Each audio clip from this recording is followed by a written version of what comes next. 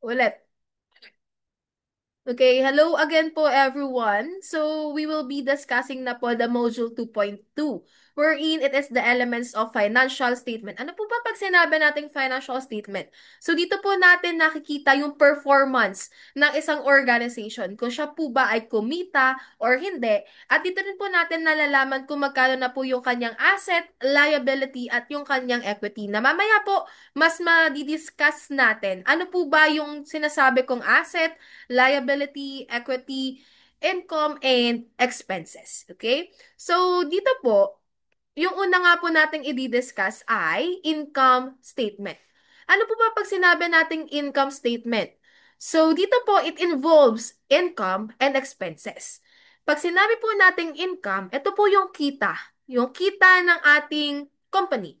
For example, meron po tayong business. Ang business natin ay coffee shop. So, yung mga kinikita po natin sa coffee natin, sa mga different pastries, sa ating mga pasta, dito po siya papasok sa income. Ano naman po yung expenses? Ito po yung mga gastos, yung mga nagagastos natin sa ating business. For example po, tayo ay nagbayad ng kuryente. Yung kuryente na yun ay solely for the business lang po. So, ibig sabihin po, i-considered or i-record natin siya as expenses. So, tandaan po natin, ang expenses, ito po yung mga gastos. Gastos po ng business natin. Okay? So, sabi po natin dito, income statement is a formal statement showing the performance of the entity for given period of time. So dito nga po nakikita natin yung performance ng ating business. Kasi nga po, it involves the income and expenses. So tandaan lang po natin, mas maganda po na mas mababa ang expenses natin kesa po sa income. Ibig sabihin, kailangan mas mataas ang income compared sa ating expenses. Bakit po? Pag mas mababa po ang expenses natin, ibig sabihin po, meron tayong kinita.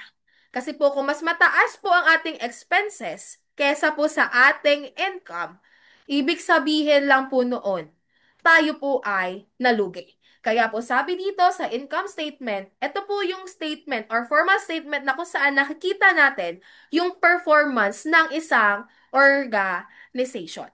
Kasi nga po, sabi natin, makikita natin kung kumita po ba or hindi ang isang business or yung ating organization.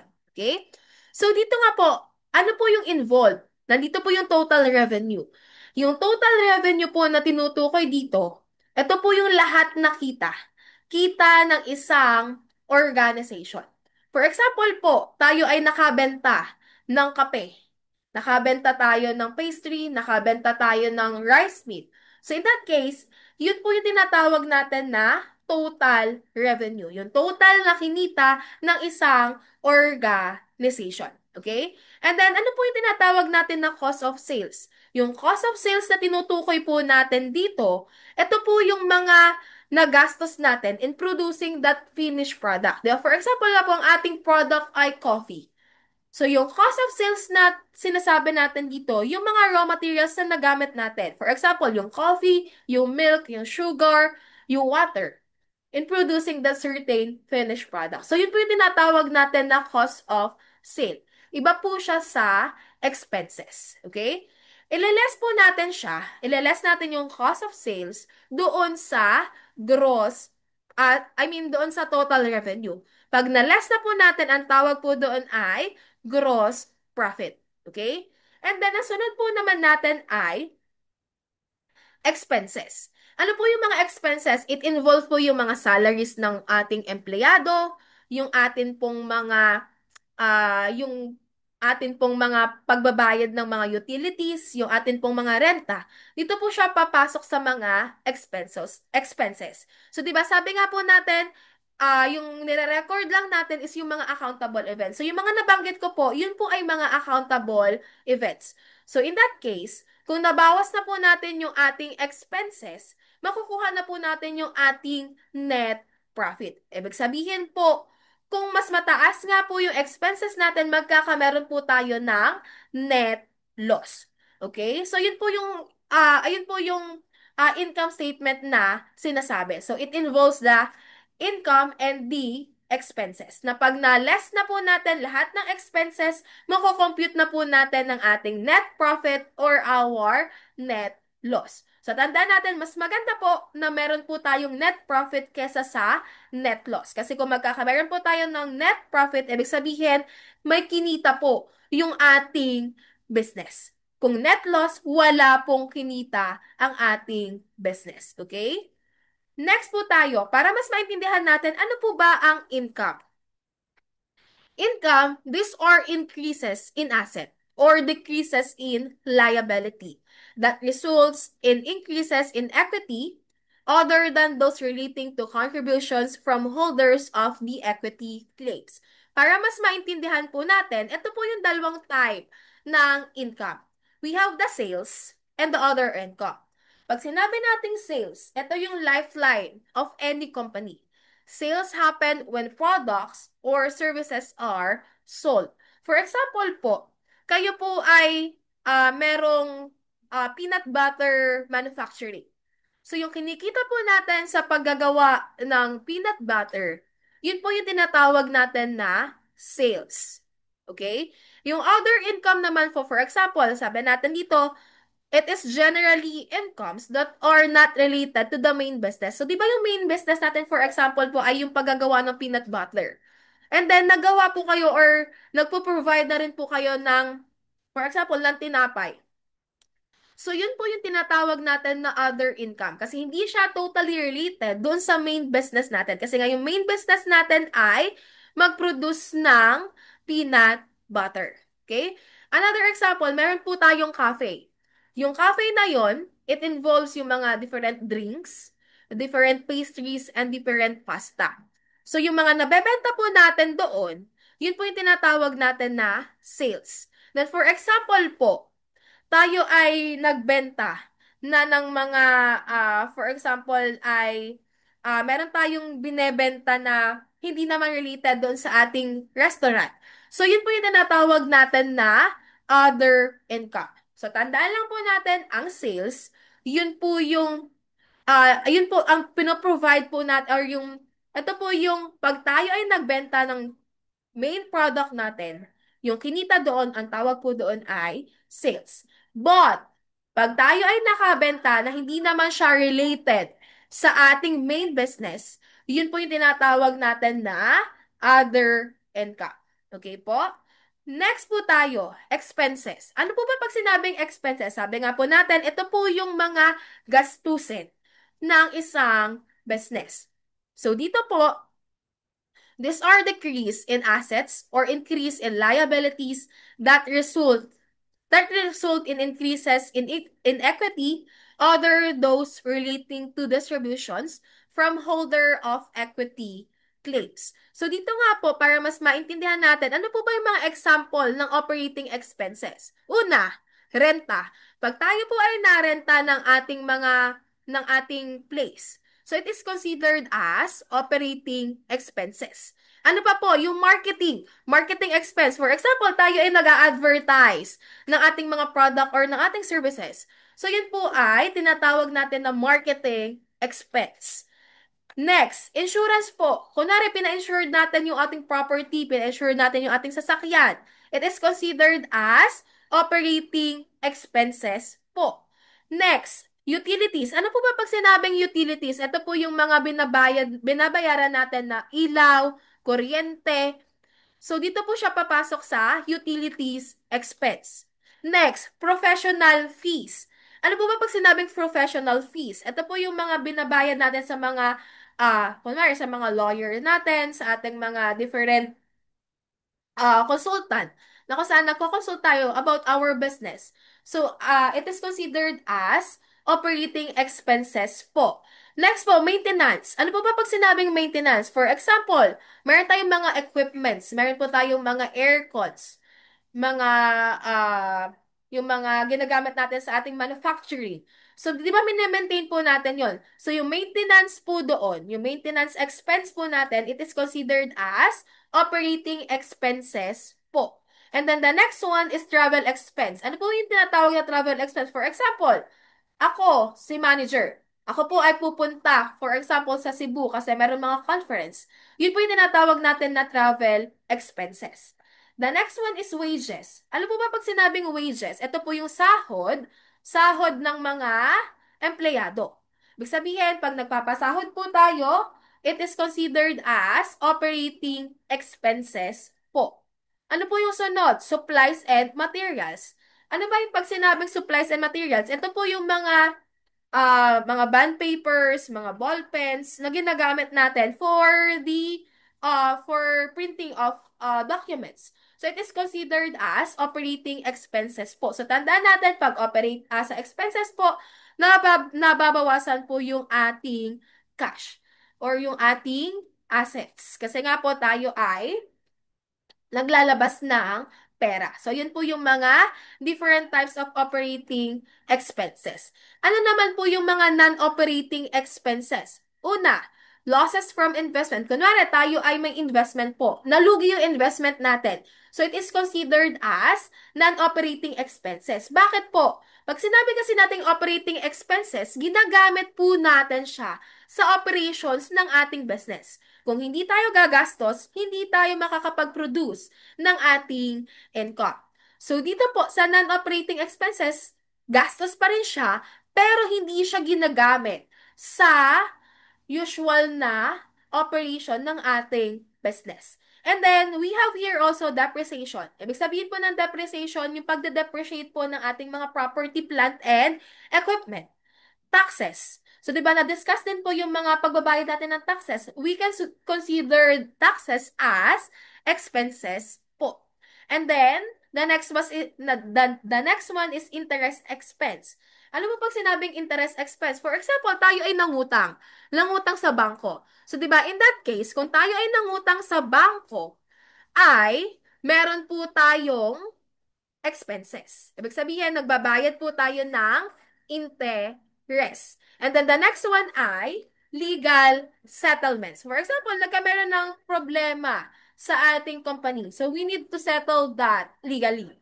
So yung magagastos po natin doon, it is considered as non-operating expenses. So tanda lang natin yung pinagkaiba ng operating expenses po at saka ng non-operating expenses po ginagamit natin sa operations ng ating business. While the non-operating expenses, gastos po siya, pero hindi po siya nakikita or hindi siya nagagamit sa operation ng ating business. Okay? Nagagets po ba? Okay. Next po tayo. Ito po yung example ng financial, ng income statement. Wherein, sabi nga po natin, dito, we have the sales, the cost of sale. Sabi natin, ililess po natin lahat ng cost of sales natin. So, 150,000 less 89,000. Ito po yung gross profit na tinutukoy natin. Kasi nga sabi natin po, ililess po natin ang cost of sales. And then the operating expenses, ito po yung mga different examples ko po kanina. So, yung total operating expenses po natin, ito total lang po natin siya, isa-sum up lang natin tong rent, from rent to depreciation. So, the total is 24,700.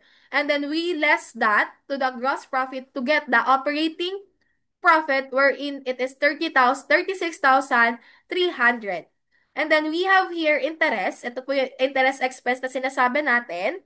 So, 3,500. So, ile-less din po natin siya to get the pre-tax profit.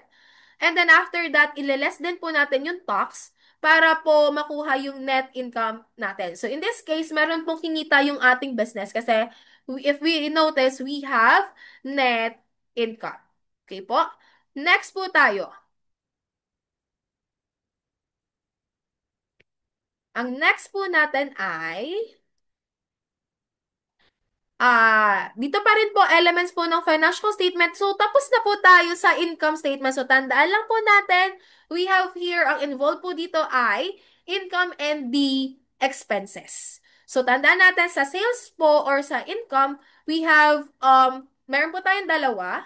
the sales and the other income. Pag sinabi po nating sales, ito po yung usual na sales na napoproduce natin by our product or our services. And then yung other income naman po, ito po yung mga nag-receive natin na income which is not really related doon sa ating main business. And then sa expenses nga po, meron tayong dalawang type, the operating expenses and the non-operating expenses. Pag sinabi po nating operating expenses, ito po yung ginagamit natin sa operations ng ating business. While the non-operating gastos po siya, pero hindi po siya nagagamit sa operations ng ating business. So, tandaan po natin, mas maganda po na mas mababa yung ating expenses compared to our sales. Ibig sabihin po, dapat mas mataas ang sales natin compared to our expenses para po tayo ay may kikitain. Okay? Next po tayo, dito po tayo sa balance sheet. So, sa balance sheet po, meron po tayong tatlo. Asset, liabilities, and equity. So, pag sinabi po nating asset, it is a present economic resource controlled by the entity as result of past event. An economic resource is a right that has the potential to produce economic benefits. So, tandaan po natin, yung mga may economic benefits po sa atin, yung nakakatulong po sa atin, kinoconsider po natin siya as an asset. Sabi nga natin, ano po yung criteria po natin for a resource to be an asset? Una, the reporting entity has the right over the economic resource. Ibig sabihin po, kailangan pong matagal yung buhay ng ating mga assets. The right has the potential to produce economic benefits. So, dapat po nagpo-produce po tayo or yung asset natin ay nakakapag-produce ng economic benefits. For example, yung mga equipment natin, di ba? Kung wala po tayong equipment, hindi po tayo makakagawa ng ating finished product. And then the next one is the resource is controlled by reporting entity as result of the past events. Okay? So ano po yung mga dalawang type ng ng assets natin? We have the current asset and the non-current asset. Ano po ba pag sinabi natin current assets? Una, cash or cash equivalents. So kino-considered po natin yung cash, yung pera na nasa atin or yung pera ng business natin, we can consider it as cash. And then assets held primarily for the purpose of being traded. Assets expected to be realized within 12 months after the balance sheet date. Assets expected to be realized or intended for sale or consumption within the entity's normal operating cycle. So sa madaling salita po, ang current asset po, ito po yung madali nating ma-convert into cash. Ibig sabihin po, kung meron tayo nito, madali natin siya mako-convert into cash. Kasi nga sabi natin, sa current asset, it also includes the cash and cash equivalents. So ano po yung mga example natin? Sabi natin, current assets are the resources that a company owns that are expected to be converted into cash within short period. Typically, within 1 year, these assets include, sabi ko nga po kanina, yung current assets po, ito po yung madali nating maliquidate into cash. Una, cash and cash equivalents, yung cash po na meron tayo. Pangalawa, accounts receivable. Ano po ba pag sinabi nating accounts receivable? Ito po yung mga pautang natin. For example, ako po ay may business. And then nagpautang ako, for example, sa isa kong customer. And then sabi na aking customer, babayaran ko siya within 15 days. So yun po, 'di ba? Pag na-collect natin siya within 15 days, na-convert na po yung accounts receivable natin into cash. Kaya we can consider accounts receivable as current asset kasi madali po siya ma-convert into cash. Next po, inventory. Sabi ko po kanina, do sa module 2.1, yung inventory po na tinutukoy natin dito ay yung mga raw materials natin. 'Di ba? Once na we already converted our inventory to finished product, nakakapag-produce na po tayo ng cash. Kaya po, madali po natin siya ma-convert into cash. Kasi sabi nga natin, typically, yung mga current asset ay less than 1 year yung kanilang buhay. And then the last one is short-term investment. Pag sinabi po nating short-term investment, ito po yung mga short-term na investment lang natin na parang nag-invest tayo sa isang business na ang kanyang maturity is, for example, less than 1 year. So, we can consider that as current asset. So, tandaan natin, yung current asset po, ito po yung mga resources na kung saan madali po natin mako-convert into cash yung ating mga assets. Okay? Next po tayo. Ang next natin ay non-current assets. Ito po yung mga hindi na classified as current asset. So, non-current asset are the long-term investment and resources owned by a company that are not expected to be converted into cash within a year. Kasi nga sabi natin kanina, kay current asset, ito po yung madaling maliquidate into cash. Ngayon po, kay non-current assets, ito po yung mga hindi po natin basta-basta ma-liquidate into cash. For example, yung mga vehicles. Di ba yung vehicle, kailangan mong munang i-double check kung mabebenta pa po natin siya. Or hindi naman basta-basta maibebenta ang vehicle kasi nga hindi naman ganun kababa yung amount ng ating vehicle. And then the next one ay software. So, 'di ba, hindi naman po, ibig sabihin, ito yung mga long-term investment po ng ating mga company. Infrastructure or yung mga property po natin. Ibig sabihin, yung mga property natin, it is considered as non-current asset. Art collections and licenses. So, tanda lang po natin, yung non-current asset, it involves the property, plant, and equipment na kung saan nga po, hindi natin siya basta-basta mako-convert into cash, unlike the current assets. Okay? So, nagigets po ba yung sa assets? So, tandaan lang natin, yung assets po, ito po yung nakakatulong po. Sabi natin, meron tayo dapat economic benefit dito sa mga assets na ito. Kasi kung wala yung assets na to, hindi po makakapag-produce ng finished product or ng income ang ating mga businesses. Okay? Next po tayo, liabilities. Ano po ba pag sinabing liability? These are the present obligation of an entity to transfer economic resources as a result of past events. So, ibig sabihin nga po, ito po yung obligasyon or yung obligasyon ng isang business towards to the other party. So, ibig sabihin nga po, ano po yung criteria natin? The entity has an obligation. Di ba kanina, sabi natin, dapat meron tayong economic resources sa asset. Dito po sa liability, meron po tayong obligasyon. And the obligation is to transfer an economic resources. The obligation is present obligation that exists as a result of the past events. So dito po, yung liability na tinutukoy natin dito, ito po yung ng isang utang po ng isang organization or ng isang entity. Okay? Ano po yung type ng liabilities natin? We have here current liability and the non-current liability. Pag sinabi po natin current liability, liabilities are expected to settle in the entity's normal operating cycle. Ibig sabihin po ay yung normal na period natin, which is 1 year. So liabilities held primarily for the purpose of being traded.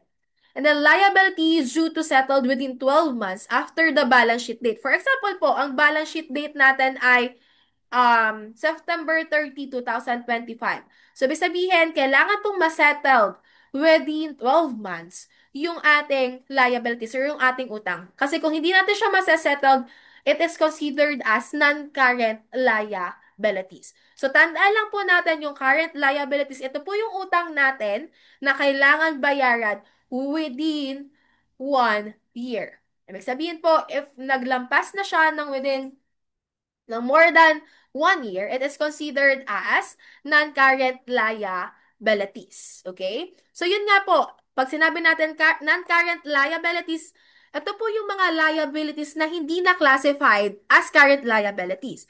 Ibig sabihin, yung maturity date po niya, yung due date niya ay more than 1 year. Okay? So, tandaan lang natin yung pagkakaiba. Si current assets, siya po ay, yung maturity niya ay less than 1 year. Si non-current liabilities po, ang kanyang classification or yung kanyang due date is more than 1 year.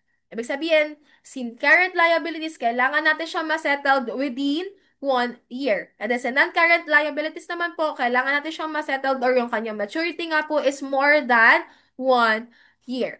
So ano po yung mga example ng current liabilities? We have accounts payable, short-term debt.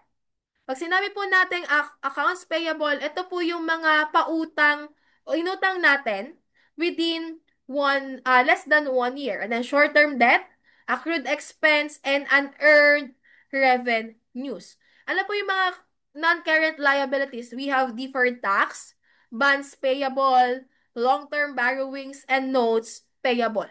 Pag sinabi po natin bonds payable, ito po yung pinapautang po ng mga government institutions na kung saan po ay ang mga maturity niya is more than 1 year.